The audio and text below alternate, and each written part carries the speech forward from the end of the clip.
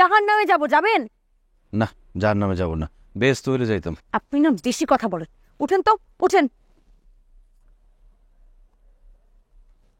Aunty, আজকে তাহলে আসি। আরেকদিন যখন ফ্রি থাকবো তখন আপনার সাথে এসে দুঃখ শেয়ার করব। আমার জন্য একটু দোয়া করবেন, হ্যাঁ? আন্টি, ওনার জন্য দোয়া শেষ হলে আমার জন্য একটু দোয়া করেন, আজকে যাতে কোনো বিপদে না পড়ি। আপনি না, চলেন। আসি আন্টি, থ্যাংক ইউ।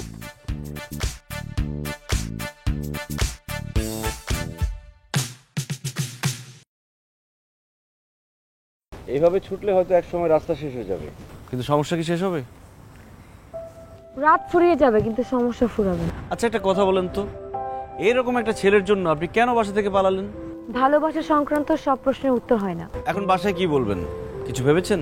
এখনো ভাবিনি, তবে যতটুকু মনে হচ্ছে সত্যিটাই বলতে হবে। একটা ফ্রড মেরুদণ্ডহীন ছেলেকে ভালোবেসে বাবা মাকে কষ্ট দিয়ে বাসা থেকে বের হয়ে চলে এসেছি। বাবা মাকে কষ্ট দেওয়ার ফল আমি এখন ভোগ করছি। আহা, এইভাবে বলছেন কেন? জীবনের ভুল থেকে তো আমরা শিক্ষা গ্রহণ করি। ধরে নিন এটা আপনার জীবনে বোধ নামের একটা অধ্যায়। সাহিত্য চর্চা করেন? ছাগল দিয়ে হাল চাষ হয় না। সাহিত্য চর্চা করেন কিনা জানি না, তবে জোকস ভালোই বলতে পারেন। যা বাবা, একদম প্রমোশন থেকে ডিমোশন, সাহিত্যিক থেকে জোগাড় বানিয়ে দিলেন। আজকে পূর্ণিমার রাত হলে খুব ভালো হতো, আপনার মন খারাপের একটা প্যারাসিটামল দিয়ে দিতাম। কিভাবে? আমার মা বলে মন খারাপ হলে চাঁদের আলোয় হাঁটতে হয়। চাঁদ তখন সেই মানুষটার দুঃখ শুষে নিয়ে কালো হয়ে মানুষটাকে খুশি করে। চাঁদের যে অবস্থা দেখছি, মনে হচ্ছে অলরেডি অনেক মানুষের দুঃখ শুষে নিয়েছে। আপাতত আমার দুঃখ শুষে না নিলেও চলবে।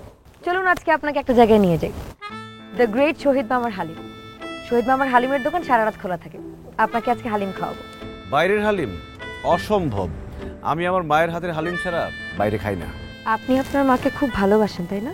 পৃথিবীতে এই একটা মানুষই আছে আমাদেরকে নিঃস্বার্থভাবে ভালোবাসে, আমরা কেন তাকে ভালোবাসবো না?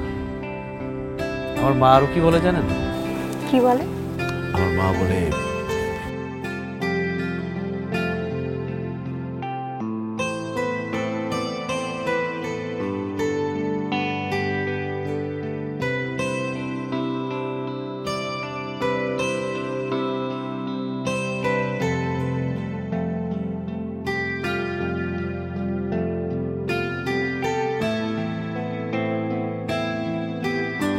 ভাই দাঁড়ান দাঁড়ান দাঁড়ান দাঁড়ান দাঁড়ান। কোথায় যাচ্ছেন? বাসায়। গাড়ি কি নিজের নামে করা? জি। ড্রাইভিং লাইসেন্স দেখান।